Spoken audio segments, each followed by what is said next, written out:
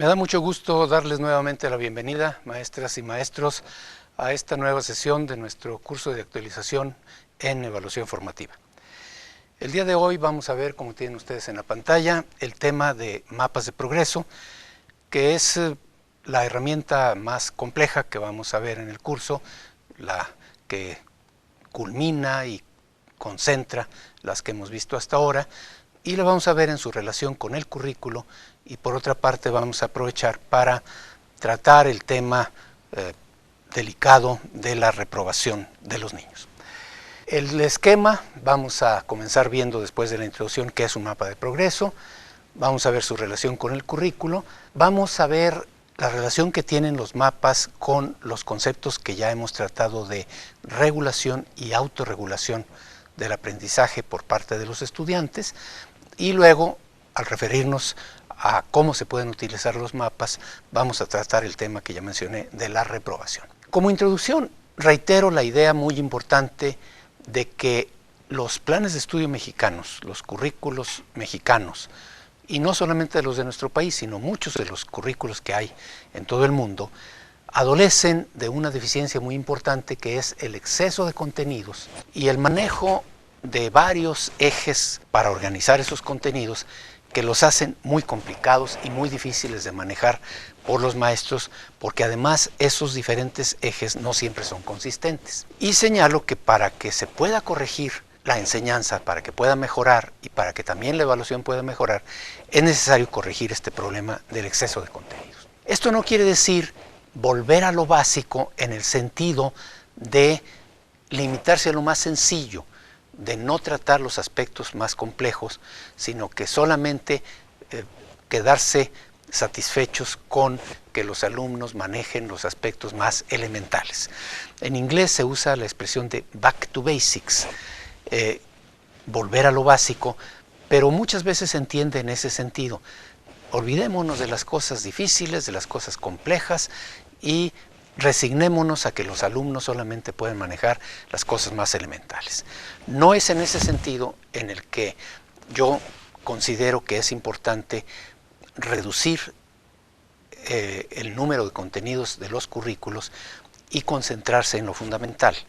Me parece que lo fundamental no es lo más simple. Incluye cosas simples, pero también incluye las cosas complejas.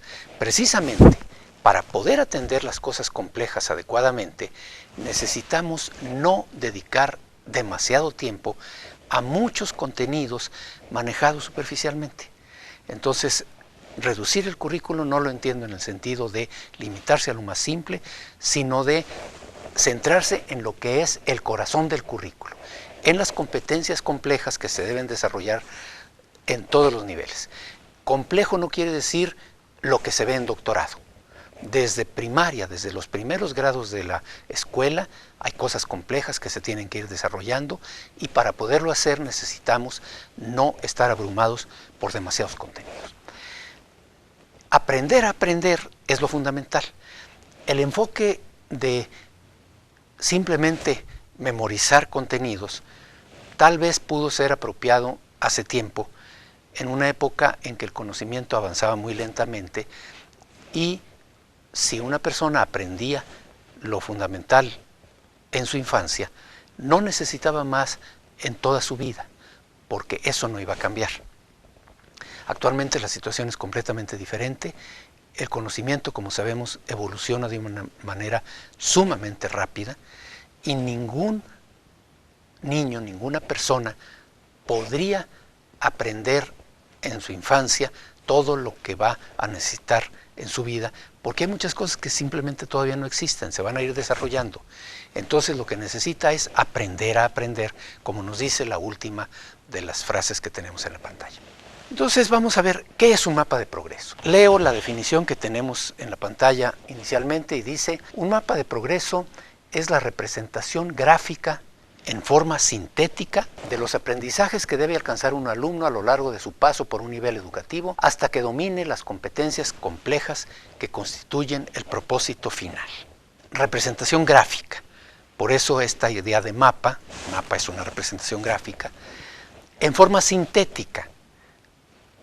Los mapas de progreso resumen de una manera muy fuerte, sintetizan mucho los aspectos fundamentales del currículo, de tal manera que nos identifiquen los aspectos fundamentales en el sentido de las competencias que va a tener que ir dominando el estudiante. Esta noción se ha desarrollado, como casi todas las cosas en nuestro campo, principalmente en países de habla inglesa. En los Estados Unidos se les dice Learning Progressions. En Australia, donde se han desarrollado mucho, se les dice Progress Maps. Y como vemos, la expresión en español recoge más bien la expresión australiana, mapas de progreso, aunque es bastante obvia la relación con la expresión de progresos o progresiones de aprendizaje, que sería la traducción literal de la expresión más americana. Los ha desarrollado el Consejo Australiano de Investigación Educativa. En castellano no hay un desarrollo comparable, pero hay un caso muy notable de un conjunto de mapas de progreso muy buenos, desarrollados en un país de habla hispana, que son los mapas de progreso de Chile, a los que nos vamos a referir. La frase que está al final de la imagen la subrayo destacándola en negritas, diciendo que algunos estudiosos ven a los mapas de progreso como tal vez el desarrollo singular más importante de la medición de la educación durante el siglo XX.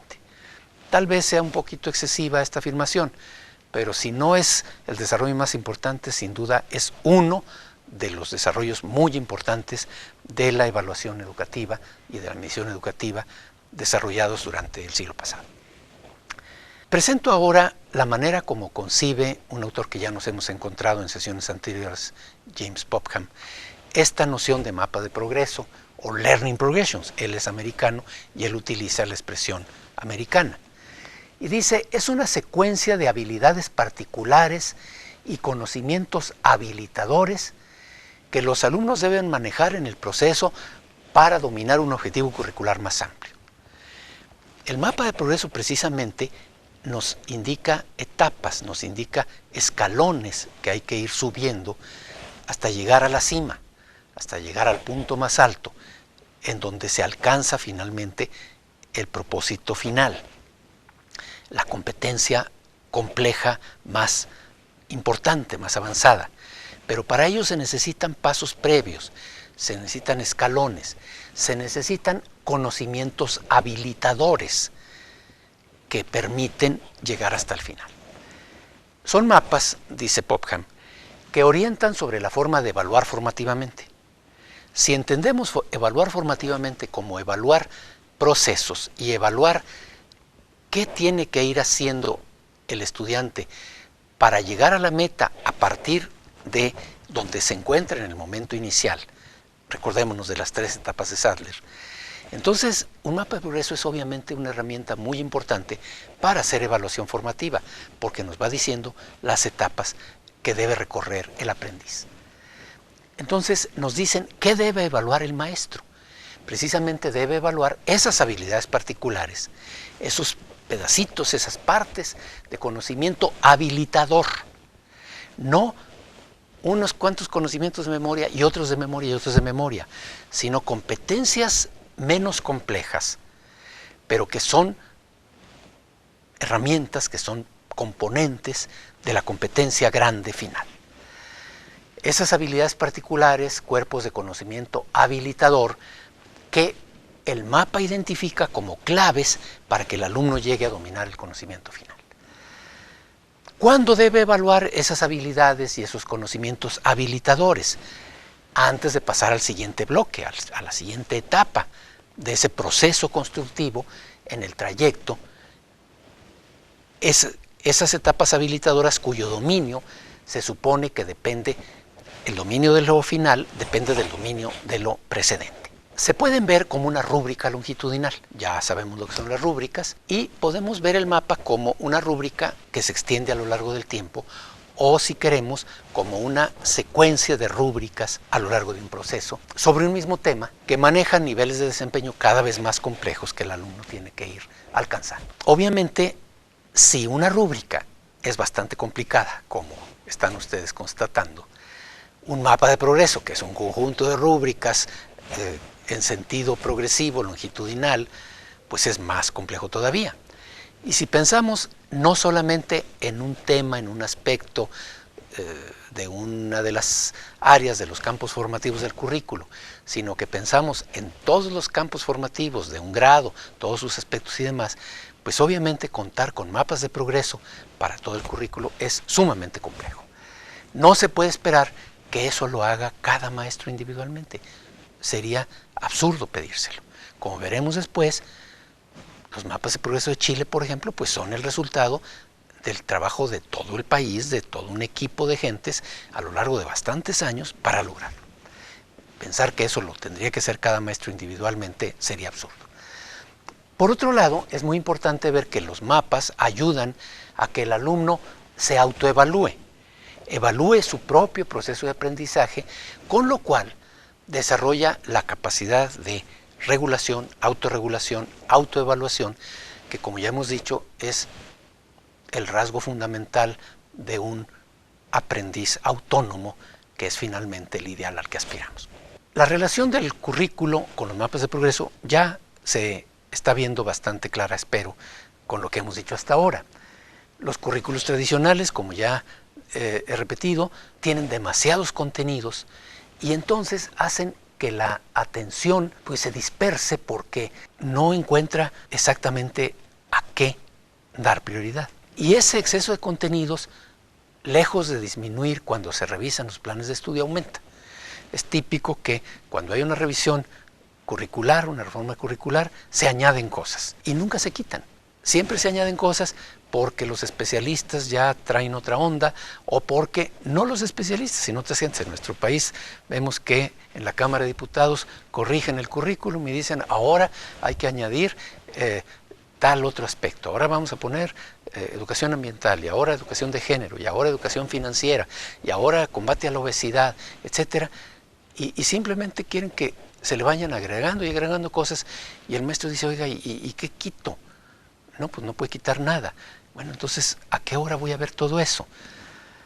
En las versiones más recientes, los currículos ya no solamente son listados de contenidos, sino que ya meten la dimensión de procesos, lo cual es adecuado, es importante, pero si no se reducen los contenidos y simplemente se les añaden los procesos, el asunto se complica aún más, como ustedes saben perfectamente.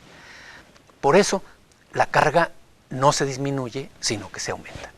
Y por otro lado, en muchas ocasiones tenemos que no hay consistencia entre todo lo que contienen los currículos, porque se van añadiendo enfoques nuevos sin que se sustituyan los anteriores.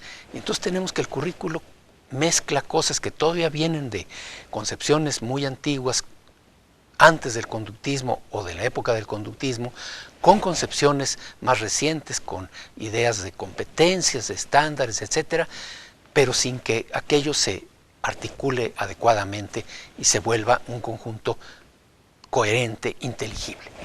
Los mapas de progreso, en cambio, por su enfoque sintético y de visualización gráfica, nos permiten tener una idea mucho más clara de lo fundamental.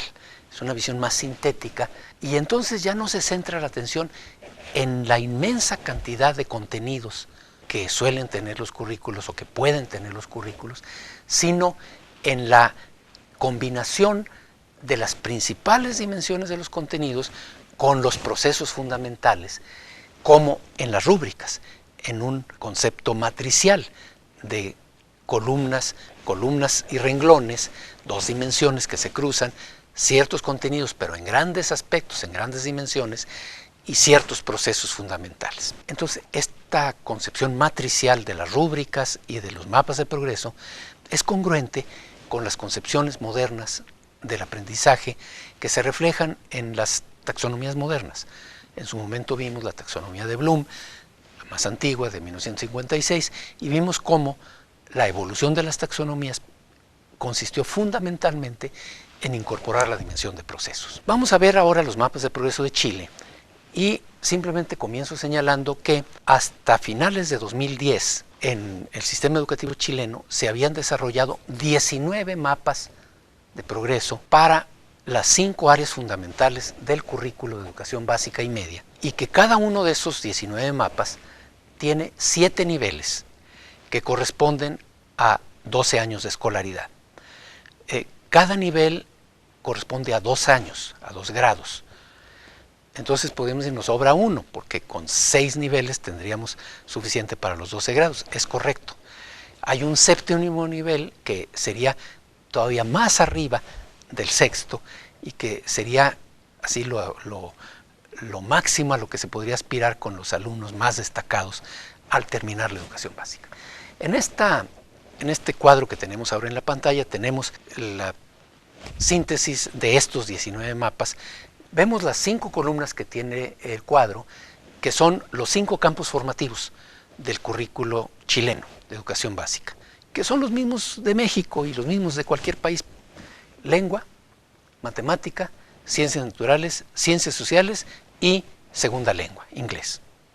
Son los 5 grandes campos formativos. Obviamente sabemos que además hay educación artística, física, pero estos son los 5 campos fundamentales. Y tenemos en cada uno de ellos varios enunciados que son cada uno una dimensión importante de ese campo formativo para la que se desarrolló un mapa particular. En lengua tenemos 3: lectura, producción de textos y expresión oral. Si nos pasamos a la última, inglés, vemos que allí hay 4: comprensión lectora, expresión escrita, comprensión auditiva y expresión oral. Estas 4 áreas del campo inglés, con sus 4 mapas de progreso, son los que corresponden a las 4 habilidades clásicas de la enseñanza de un segundo idioma: de leer, escribir, entender oralmente y expresarse oralmente. Si vemos las 3 de lengua y comunicación, en castellano, en la lengua materna, en el caso de Chile, como en el caso de México, vemos que son las mismas, nada más quitamos la comprensión auditiva, porque obviamente a los niños no hay que enseñarles a entender el lenguaje oral en su lengua materna. Claro, los niños que no son castellano parlantes de origen tenemos una dificultad mayor, pero con los niños cuya lengua materna es el castellano, pues ellos ya aprendieron a entender el lenguaje oral, entonces ya no necesitamos esa competencia. Entonces tenemos 3 competencias fundamentales en lengua y comunicación, que corresponden a lectura, producción de textos, expresión oral, y que son 3 mapas de progreso. En matemáticas, números y operaciones, geometría, datos y azar y álgebra, 4. En ciencias naturales, estructura y función de los seres vivos, organismo y ambiente, materia y energía, la fuerza y sus efectos, la Tierra y el universo, 5. Y en ciencias sociales, la sociedad en perspectiva histórica, espacio geográfico y democracia y desarrollo. Vemos los 3 mapas de lengua y comunicación, los 4 de inglés son muy obvios y van a ser iguales exactamente en nuestro país. Los 4 de matemáticas también son muy clásicos y son los mismos que manejamos en México. Los de ciencias naturales y ciencias sociales los podemos conceptualizar un poquito diferente o parecido, pero es básicamente lo mismo. Si nos fijamos, hay 3 casos que tienen un asterisco: el de expresión oral en lengua y comunicación y 2 en inglés, comprensión auditiva y expresión oral. Y la nota que está abajo nos dice que en diciembre de 2010, que fue cuando hubo el cambio de gobierno en Chile, cuando después de las elecciones, por primera vez en bastantes años, dejó de gobernar el país una coalición que estaba desde el retorno de la democracia y entró un partido diferente, se habían hecho 19 mapas, pero 3 no se habían publicado, los que tienen asterisco, que fueron los últimos en desarrollarse porque son bastante complicados. Expresión oral, comprensión auditiva y expresión oral en inglés, pues son difíciles. Eran los que se estaban terminando solamente y no se alcanzaron a publicar, y hasta donde sé yo no se han publicado porque el nuevo gobierno pues ya tomó otras direcciones. En esta otra imagen tenemos un ejemplo de un mapa de progreso que vamos enseguida a ver ampliado, pero que aquí lo vemos de conjunto para que se vea los 7 niveles. Y vemos que tiene los niveles de abajo hacia arriba con las flechas que nos indican la dirección ascendente: nivel 1, nivel 2, 3, 4, 5, 6 y 7. Y en cada nivel hay un texto que ahorita vamos a ver ampliado, que nos describe qué es lo que puede a ser un muchacho en ese campo, en ese nivel. Vamos a ampliarlo. Se trata en este caso del mapa de progreso de lectura, el primero de los 19 que veíamos, el de la primera competencia o la primera dimensión del área de lengua y comunicación en lengua materna. Y empezando con el nivel más alto, el 7, podemos leer con cierta dificultad que el texto dice que un muchacho que está en ese nivel, que dice sobresaliente, lee comprensivamente variados tipos de texto de carácter analítico y reflexivo. Interpreta y reinterpreta a partir de énfasis y matices, sentidos globales del texto o de partes significativas del mismo que expresan ambigüedades, contradicciones o posturas poco claras. Evalúa la calidad del texto y la pertinencia de su estructura textual, estilo y coherencia interna. Bueno, pues obviamente esa descripción nos está pintando un lector muy sofisticado, un lector muy competente, un lector sobresaliente, como nos dice el nivel 7. Si vemos el nivel 6, el anterior, también nos va a describir un lector muy competente, pero un poquito menos. Lee comprensivamente variados tipos de texto que le permiten construir diferentes visiones del mundo. Interpreta y reinterpreta sentidos globales del texto a partir de inferencias complejas e información del contexto sociocultural de su producción. Identifica recursos expresivos que potencian el sentido general de la obra. Evalúa la validez de los argumentos o planteamientos presentes en los textos. ¿Okay? De hecho, como dije, el nivel 6 corresponde a los 2 últimos grados de la enseñanza media. Enseñanza de 12 años, o sea que es el final de bachillerato, a los 18 años de los jóvenes. Entonces, eso es lo que se esperaría que al final de bachillerato alcanzaran los buenos estudiantes. Y se esperaría que hubiera algunos que inclusive estarían más arriba de eso, que serían los que estarían en nivel 7. Si nos vamos a la siguiente imagen y nos vamos hasta abajo, al nivel 1, que corresponde a los 2 primeros grados de primaria, y leemos la descripción, un niño que termine segundo de primaria, los chilenos esperan que pueda leer comprensivamente textos breves y simples que abordan contenidos reales o imaginarios que le son familiares.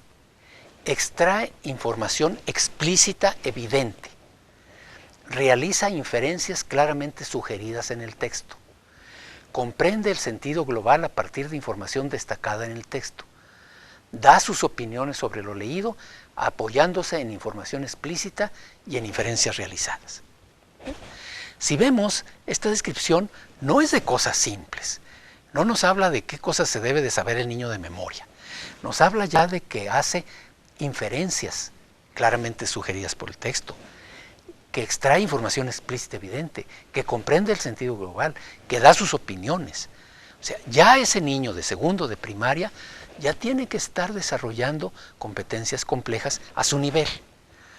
Pero si no desarrolla esas competencias en ese escalón del segundo grado de primaria, pues no podemos esperar que en los grados siguientes vaya desarrollando habilidades cada vez más complejas que le permitan llegar al final de bachillerato siendo un lector muy competente, como describió el nivel 6, o inclusive un lector sobresaliente como el del nivel 7. ¿Qué tiene que ver con la regulación y con la autorregulación? Ya mencionamos que estas cuestiones de evaluación formativa se desarrollaron principalmente en países de habla inglesa, anglosajones, pero también en países de habla francesa. Y en esos países, en los países francófonos, allí se integraron con las concepciones cognitivistas de Piaget y de Vygotsky. En los países anglosajones también había el desarrollo de las ideas cognitivistas, pero más bien de otros autores como Jerome Brunner. Piaget y Vygotsky tuvieron mucho más influencia en Europa, en Francia, luego en España, y por eso nos llegó mucho a México. Y entonces allí se habla de la importancia de la regulación y la autorregulación del conocimiento y del aprendizaje en educación. Entonces, la retroalimentación, que es la parte clave, la pieza fundamental de la evaluación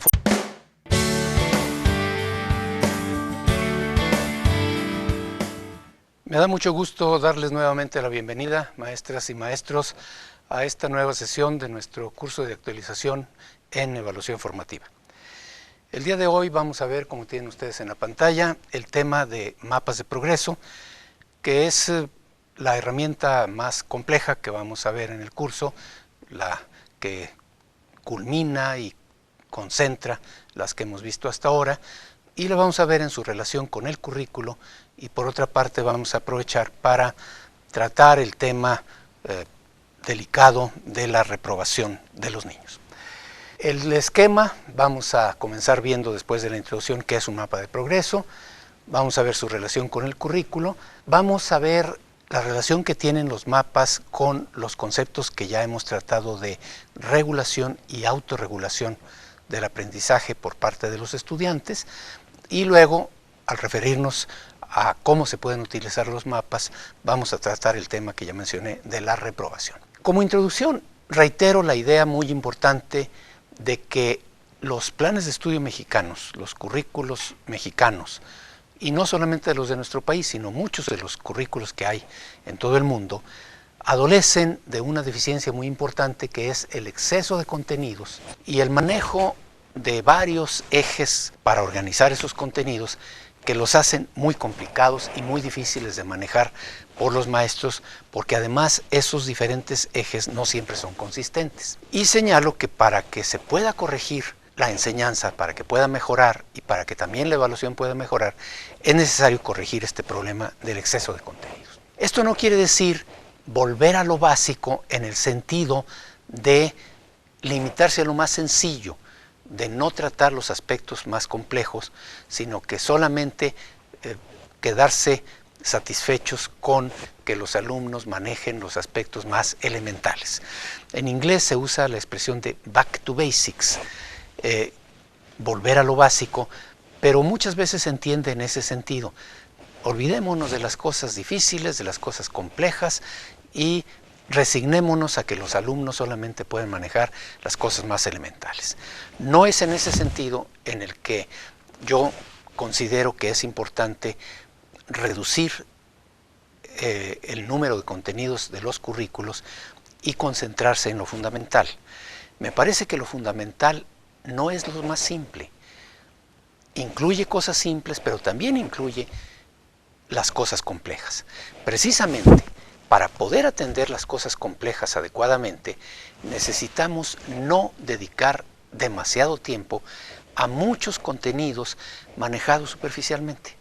Entonces, reducir el currículo no lo entiendo en el sentido de limitarse a lo más simple, sino de centrarse en lo que es el corazón del currículo, en las competencias complejas que se deben desarrollar en todos los niveles. Complejo no quiere decir lo que se ve en doctorado. Desde primaria, desde los primeros grados de la escuela, hay cosas complejas que se tienen que ir desarrollando, y para poderlo hacer necesitamos no estar abrumados por demasiados contenidos. Aprender a aprender es lo fundamental.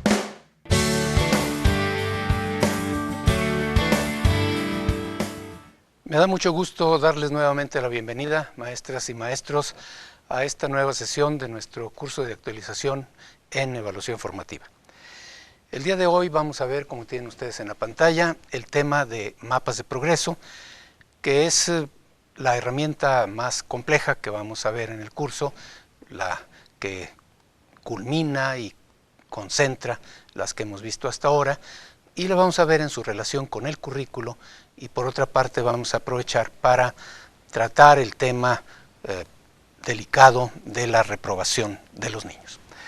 El esquema vamos a comenzar viendo después de la introducción qué es un mapa de progreso, vamos a ver su relación con el currículo, vamos a ver la relación que tienen los mapas con los conceptos que ya hemos tratado de regulación y autorregulación del aprendizaje por parte de los estudiantes, y luego, al referirnos a cómo se pueden utilizar los mapas, vamos a tratar el tema que ya mencioné de la reprobación. Como introducción, reitero la idea muy importante de que los planes de estudio mexicanos, los currículos mexicanos, y no solamente los de nuestro país, sino muchos de los currículos que hay en todo el mundo, adolecen de una deficiencia muy importante, que es el exceso de contenidos y el manejo de varios ejes para organizar esos contenidos, que los hacen muy complicados y muy difíciles de manejar por los maestros, porque además esos diferentes ejes no siempre son consistentes. Y señalo que para que se pueda corregir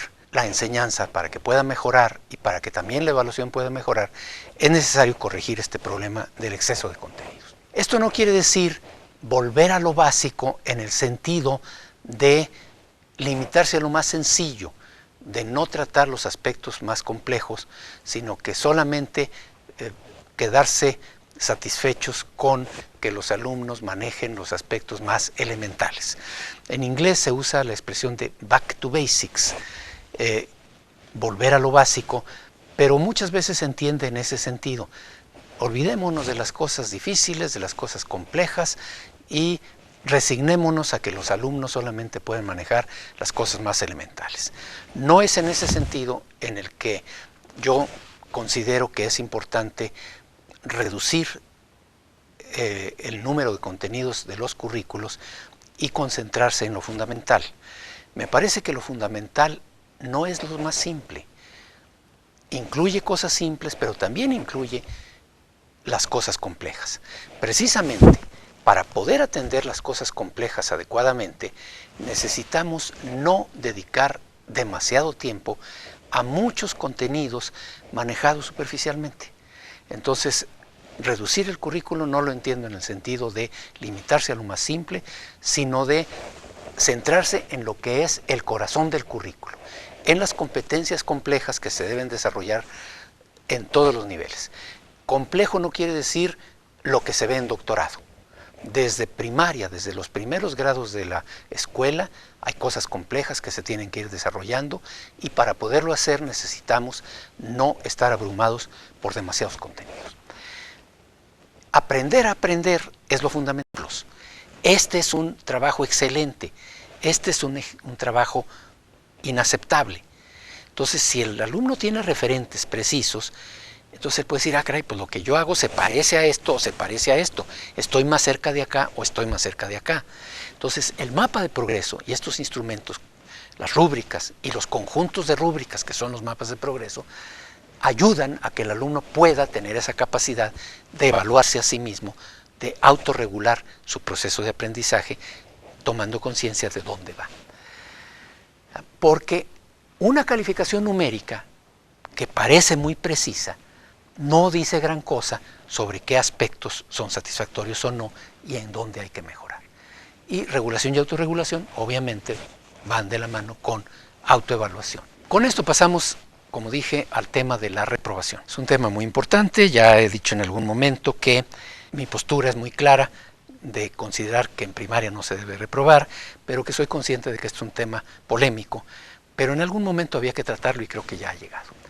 Entonces, bueno, precisamente comienzo diciendo que es un asunto delicado, que el maestro tiene que enfrentar. Finalmente, el maestro, al final del curso, tiene que poner una calificación que va a decidir si el alumno pasa o repite. Nuestro sistema así lo establece. El maestro tiene esa obligación y esa facultad muy delicada y muy importante. ¿Qué hay que hacer? Este alumno no va bien, no está logrando los objetivos. ¿Lo debo de reprobar o lo dejo que pase? Las opiniones se dividen y según un estudio reciente que terminamos hace poco, encontramos en un estado de la República, no en Aguascalientes, que 60% de los maestros estaban a favor de reprobar a los alumnos que a su juicio no estuvieran en el nivel adecuado, y 40% consideraban que en primaria no se debía de hacer eso. Como vemos, es una opinión bastante dividida. Según las opiniones tradicionales, lo correcto es lo primero. Pues ¿cómo que vamos a pasar al niño que no satisfaga los objetivos? Eso no podría ser. Según las normas del sistema educativo mexicano, sabemos, bueno, pues la nota mínima probatoria es 6, el que saque menos no debe de pasar. Y teóricamente, ¿cómo debemos asignar el 6? Teóricamente lo deberíamos asignar en función del cumplimiento de los objetivos que establece el programa de estudios para ese grado. Pero en realidad sabemos que no es así. Ya hemos visto que la forma de calificar es muy arbitraria que se llega a la nota mediante una alquimia misteriosa de dar pesos y cosas muy arbitrarias y que finalmente tiene muy poca relación con los objetivos teóricos del programa. Un mismo alumno en una escuela pasaría y en otra reprobaría. Si un alumno está en una escuela donde la mayoría de los alumnos van muy bien y ese alumno va más mal, reprueba. Pero ese mismo alumno, si está en una escuela donde la mayoría van muy mal, aprobaría y a lo mejor de manera destacada. Las tasas de reprobación son muy parecidas en todas las escuelas del país, con prácticamente alrededor de 4% de reprobación en el conjunto de la primaria, pero con muchas diferencias entre los grados, alrededor de 8% de reprobación en primer grado, que es donde menos se debería reprobar y que inclusive la normatividad dice que no se repruebe porque va por ciclos o iba por ciclos y que por lo menos hasta segundo tenían que pasar y sin embargo es donde más se reprobaba. Y en cambio en sexto 0%. O sea, en sexto ya no se reprueba prácticamente nada. El niño que llegó a sexto va a terminar. ¿Por qué? Realmente pensamos que en todas las escuelas del país es un porcentaje similar el de los niños que no satisfacen los objetivos curriculares. Me parece que es evidente que no. Por muchas circunstancias, no por culpa de los maestros, pero por muchas circunstancias hay medios en donde la mayoría de los niños alcanzan los niveles mínimos adecuados y hay medios en los que la mayoría de los niños no los alcanza. Y sin embargo reprobamos más o menos al mismo porcentaje en todos lados. ¿Qué pasa? ¿Cómo ha evolucionado esto?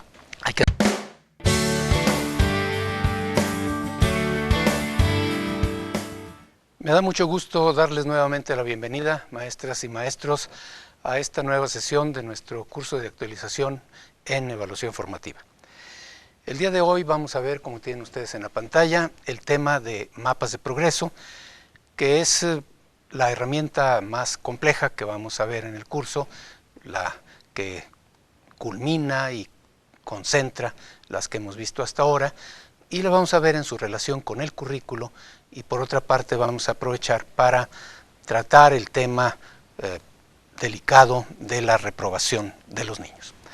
El esquema vamos a comenzar viendo después de la introducción qué es un mapa de progreso, vamos a ver su relación con el currículo, vamos a ver la relación que tienen los mapas con los conceptos que ya hemos tratado de regulación y autorregulación del aprendizaje por parte de los estudiantes y luego, al referirnos a cómo se pueden utilizar los mapas, vamos a tratar el tema que ya mencioné de la reprobación. Como introducción, reitero la idea muy importante de que los planes de estudio mexicanos, los currículos mexicanos, y no solamente los de nuestro país, sino muchos de los currículos que hay en todo el mundo, adolecen de una deficiencia muy importante que es el exceso de contenidos y el manejo de varios ejes para organizar esos contenidos que los hacen muy complicados y muy difíciles de manejar por los maestros, porque además esos diferentes ejes no siempre son consistentes. Y señalo que para que se pueda corregir la enseñanza, para que pueda mejorar y para que también la evaluación pueda mejorar, es necesario corregir este problema del exceso de contenidos. Esto no quiere decir volver a lo básico en el sentido de limitarse a lo más sencillo, de no tratar los aspectos más complejos, sino que solamente quedarse satisfechos con que los alumnos manejen los aspectos más elementales. En inglés se usa la expresión de back to basics, volver a lo básico, pero muchas veces se entiende en ese sentido. Olvidémonos de las cosas difíciles, de las cosas complejas y resignémonos a que los alumnos solamente pueden manejar las cosas más elementales.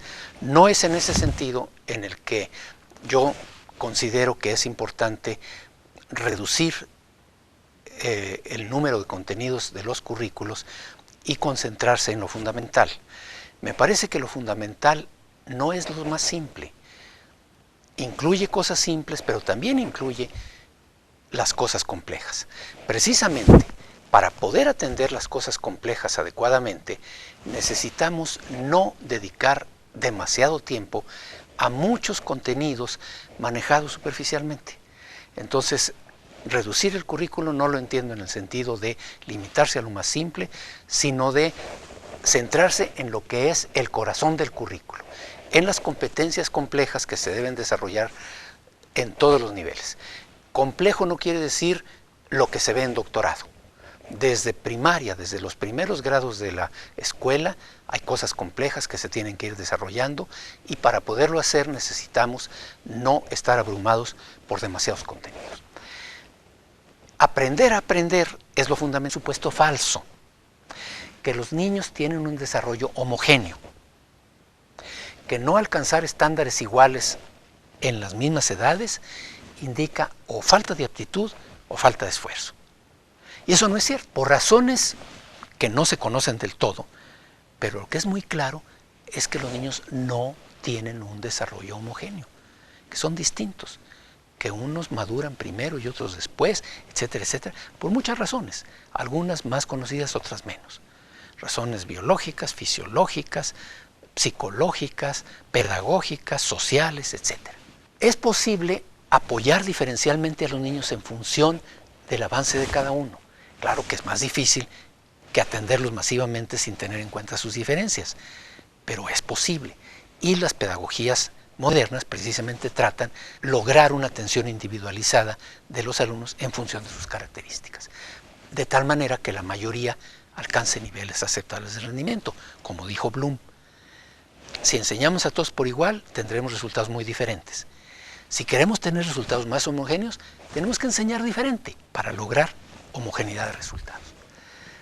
Y por otro lado, hay evidencia creciente de que hacer repetir a los alumnos de bajo rendimiento no los ayuda a mejorar. Por el contrario, los mete en una ruta de fracaso, agrava su rezago y conduce finalmente a la deserción. Voy a sustentar un poco esto. Muy brevemente, porque no podemos extendernos, pero enumero una serie de datos de investigaciones sobre el tema, que no son nuevas. La primera investigación sobre esto es de 1911, hace más de 100 años. Luego, ya para 1960, se hizo una primera síntesis, aunque muchos de los trabajos eran bastante flojos. En 1975, el señor Jackson hizo otra síntesis de 21 estudios hechos entre 1942 y 1973. Holmes y Matthews, otra síntesis en 84 con 44 estudios más. Holmes en 89, 19 estudios más. De 97 a 2005, investigaciones cada vez más rigurosas.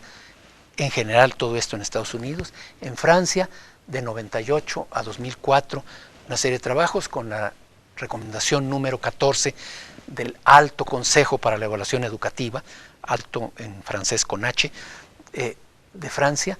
Los trabajos de un investigador belga muy destacado que luego vamos a citar, Marcel Krahay, un trabajo de la UNESCO de 2006, y por otro lado no nada más la investigación, sino también la práctica.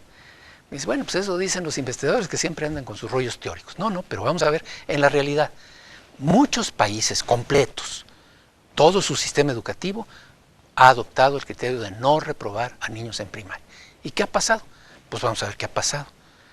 Que prácticamente todos los países que han dejado de reprobar a los niños son los que tienen mejores resultados en las evaluaciones internacionales. Esto incluye a Finlandia, Noruega, Suecia, Dinamarca, Islandia, los 5 países escandinavos, al Reino Unido, Irlanda, Australia, Canadá, Nueva Zelanda, a Japón, Corea, Malasia, Cuba en América Latina, Sudán, Zimbabue, y en otros muchos países no se ha eliminado, pero se ha reducido mucho. España y Francia, por ejemplo, solo la aceptan hasta el fin de la primaria, no al principio. En América Latina y en México, desde los años 50 y 60 se empezó a ver que las estadísticas de la primaria mostraban que había una gran cantidad de repetidores. Se empieza a estudiar el impacto económico que tiene la reprobación y se empieza a reducir.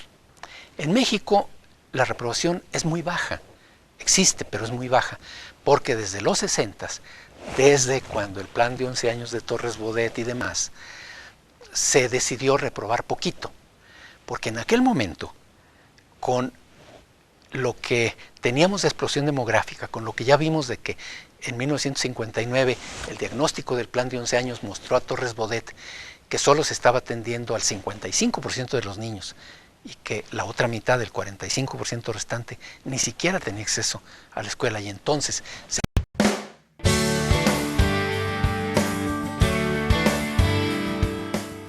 Me da mucho gusto darles nuevamente la bienvenida, maestras y maestros, a esta nueva sesión de nuestro curso de actualización en evaluación formativa. El día de hoy vamos a ver, como tienen ustedes en la pantalla, el tema de mapas de progreso, que es la herramienta más compleja que vamos a ver en el curso, la que culmina y concentra las que hemos visto hasta ahora, y la vamos a ver en su relación con el currículo, y por otra parte vamos a aprovechar para tratar el tema delicado de la reprobación de los niños. El esquema vamos a comenzar viendo después de la introducción qué es un mapa de progreso, vamos a ver su relación con el currículo, vamos a ver la relación que tienen los mapas con los conceptos que ya hemos tratado de regulación y autorregulación del aprendizaje por parte de los estudiantes, y luego, al referirnos a cómo se pueden utilizar los mapas, vamos a tratar el tema que ya mencioné de la reprobación. Como introducción, reitero la idea muy importante de que los planes de estudio mexicanos, los currículos mexicanos, y no solamente los de nuestro país, sino muchos de los currículos que hay en todo el mundo, adolecen de una deficiencia muy importante, que es el exceso de contenidos y el manejo de varios ejes para organizar esos contenidos, que los hacen muy complicados y muy difíciles de manejar por los maestros, porque además esos diferentes ejes no siempre son consistentes. Y señalo que para que se pueda corregir la enseñanza, para que pueda mejorar y para que también la evaluación pueda mejorar, es necesario corregir este problema del exceso de contenidos. Esto no quiere decir volver a lo básico en el sentido de limitarse a lo más sencillo, de no tratar los aspectos más complejos, sino que solamente quedarse satisfechos con que los alumnos manejen los aspectos más elementales. En inglés se usa la expresión de back to basics, volver a lo básico, pero muchas veces se entiende en ese sentido. Olvidémonos de las cosas difíciles, de las cosas complejas, y resignémonos a que los alumnos solamente pueden manejar las cosas más elementales. No es en ese sentido en el que yo considero que es importante reducir el número de contenidos de los currículos y concentrarse en lo fundamental. Me parece que lo fundamental no es lo más simple. Incluye cosas simples, pero también incluye las cosas complejas. Precisamente para poder atender las cosas complejas adecuadamente, necesitamos no dedicar demasiado tiempo a muchos contenidos manejados superficialmente. Entonces, reducir el currículo no lo entiendo en el sentido de limitarse a lo más simple, sino de centrarse en lo que es el corazón del currículo, en las competencias complejas que se deben desarrollar en todos los niveles. Complejo no quiere decir lo que se ve en doctorado. Desde primaria, desde los primeros grados de la escuela, hay cosas complejas que se tienen que ir desarrollando, y para poderlo hacer necesitamos no estar abrumados por demasiados contenidos. Aprender a aprender es lo fundamental para el niño, para saber cómo va, para los papás, para saber en qué te tendrían que ayudar si es que pueden al niño, que simplemente recibir unas calificaciones que no dicen gran cosa. Ahora bien, ya voy a terminar diciendo, no reprobar no es igual a negligencia o pereza. Obviamente no se trata de decir, bueno, pues entonces que hagan lo que quieran, todos pasan, aunque no sepan, y yo me lavo las manos y no hago nada. No se trata de eso. Se trata de un trabajo más intenso, que implica conocer el nivel de cada alumno y trabajar diferencialmente con cada alumno. Eso es más pesado. Implica dar otro sentido a evaluar, enfatizando la función formativa de la evaluación y no la sumativa. Hace poco se consideraba aceptable que la mayoría de la población no supiera leer y escribir. Después ya se consideraba aceptable, bueno, que nomás sepan medio leer y escribir, para que entiendan los recados que se les den. Pero aunque no pasen de primaria, no pasa nada. Si ahora, siglo XXI, hemos dicho como país que hacemos obligatorio que todos los niños, todos los jóvenes terminen bachillerato, es porque consideramos que todos los ciudadanos mexicanos tienen que tener ese nivel de competencias que se espera al final del bachillerato. Que lean bien, como dicen los mapas de desarrollo chileno, que manejen las matemáticas razonablemente, que tengan una concepción moderna del mundo de acuerdo con la ciencia, que entiendan su sociedad, su historia, su pasado, su presente, que entiendan sus responsabilidades ciudadanas, etc. Para eso necesitamos llevarlos a todos hasta el final de bachillerato. Y si los reprobamos en primaria, no van a llegar. Van a empezar tarde la secundaria y van a desertar sin terminar secundaria. Eso es lo que pasa. Si queremos que terminen bachillerato, no hay que reprobar a nadie. Y hay que ayudarlos a que vayan avanzando, sabiendo que no todos van a llegar al final de bachillerato en el nivel 7 de Chile. Ni en Chile tampoco. Ese es el nivel sobresaliente. Y que no todos van a llegar en el nivel 6, que sería lo deseable. Pero será mejor que terminen el bachillerato con el nivel 5 a que se nos vayan sin terminar siquiera secundaria. Entonces, ahora ya no se necesita, vamos a separar a los que no van muy bien, a los que van bien, a los que van bien adelante y a los que van mal para afuera. Ahora no, ahora queremos que todos vayan adelante y para eso los mapas de progreso nos van a ayudar a trabajar. La tarea de la escuela.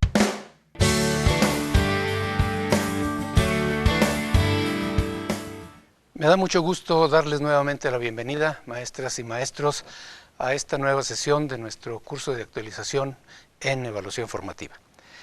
El día de hoy vamos a ver, como tienen ustedes en la pantalla, el tema de mapas de progreso, que es la herramienta más compleja que vamos a ver en el curso, la que culmina y concentra las que hemos visto hasta ahora, y la vamos a ver en su relación con el currículo, y por otra parte vamos a aprovechar para tratar el tema delicado de la reprobación de los niños.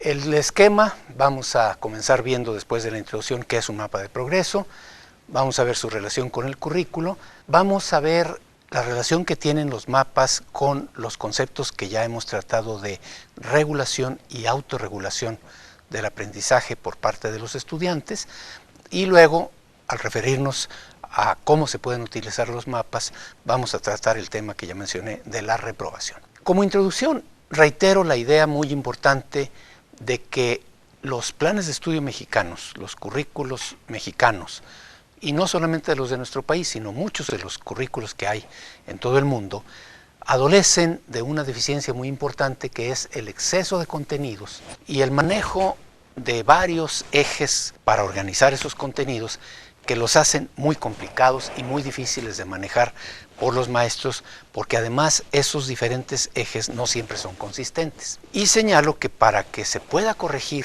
la enseñanza, para que pueda mejorar y para que también la evaluación pueda mejorar, es necesario corregir este problema del exceso de contenidos. Esto no quiere decir volver a lo básico en el sentido de limitarse a lo más sencillo, de no tratar los aspectos más complejos, sino que solamente quedarse satisfechos con que los alumnos manejen los aspectos más elementales.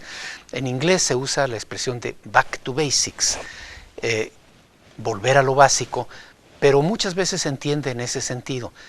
Olvidémonos de las cosas difíciles, de las cosas complejas y resignémonos a que los alumnos solamente pueden manejar las cosas más elementales.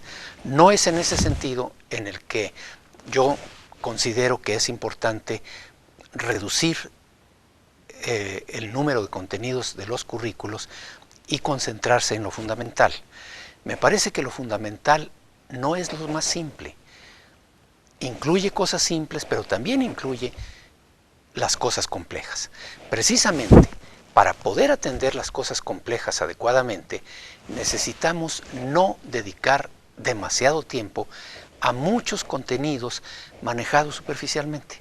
Entonces, reducir el currículo no lo entiendo en el sentido de limitarse a lo más simple, sino de centrarse en lo que es el corazón del currículo, en las competencias complejas que se deben desarrollar en todos los niveles. Complejo no quiere decir lo que se ve en doctorado. Desde primaria, desde los primeros grados de la escuela, hay cosas complejas que se tienen que ir desarrollando y para poderlo hacer necesitamos no estar abrumados por demasiados contenidos. Aprender a aprender es lo fundamental.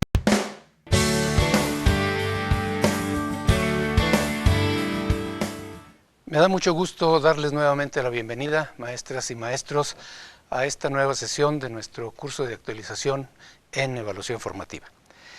El día de hoy vamos a ver, como tienen ustedes en la pantalla, el tema de mapas de progreso, que es la herramienta más compleja que vamos a ver en el curso, la que culmina y concentra las que hemos visto hasta ahora, y la vamos a ver en su relación con el currículo, y por otra parte vamos a aprovechar para tratar el tema delicado de la reprobación de los niños.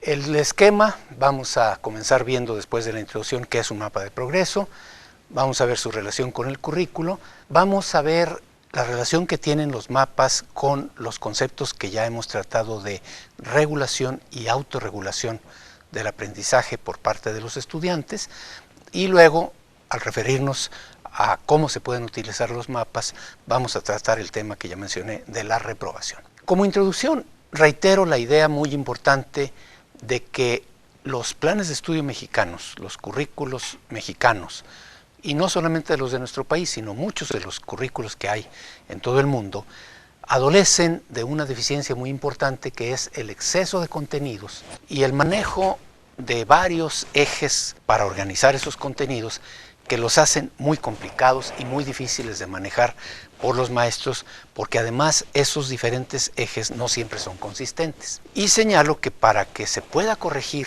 la enseñanza, para que pueda mejorar y para que también la evaluación pueda mejorar, es necesario corregir este problema del exceso de contenidos. Esto no quiere decir volver a lo básico en el sentido de limitarse a lo más sencillo, de no tratar los aspectos más complejos, sino que solamente quedarse satisfechos con que los alumnos manejen los aspectos más elementales. En inglés se usa la expresión de back to basics, volver a lo básico, pero muchas veces se entiende en ese sentido. Olvidémonos de las cosas difíciles, de las cosas complejas, y resignémonos a que los alumnos solamente pueden manejar las cosas más elementales. No es en ese sentido en el que yo considero que es importante reducir el número de contenidos de los currículos y concentrarse en lo fundamental. Me parece que lo fundamental no es lo más simple. Incluye cosas simples, pero también incluye las cosas complejas. Precisamente, para poder atender las cosas complejas adecuadamente, necesitamos no dedicar demasiado tiempo a muchos contenidos manejados superficialmente. Entonces, reducir el currículo no lo entiendo en el sentido de limitarse a lo más simple, sino de centrarse en lo que es el corazón del currículo, en las competencias complejas que se deben desarrollar en todos los niveles. Complejo no quiere decir lo que se ve en doctorado. Desde primaria, desde los primeros grados de la escuela, hay cosas complejas que se tienen que ir desarrollando, y para poderlo hacer necesitamos no estar abrumados por demasiados contenidos. Aprender a aprender es lo fundamental.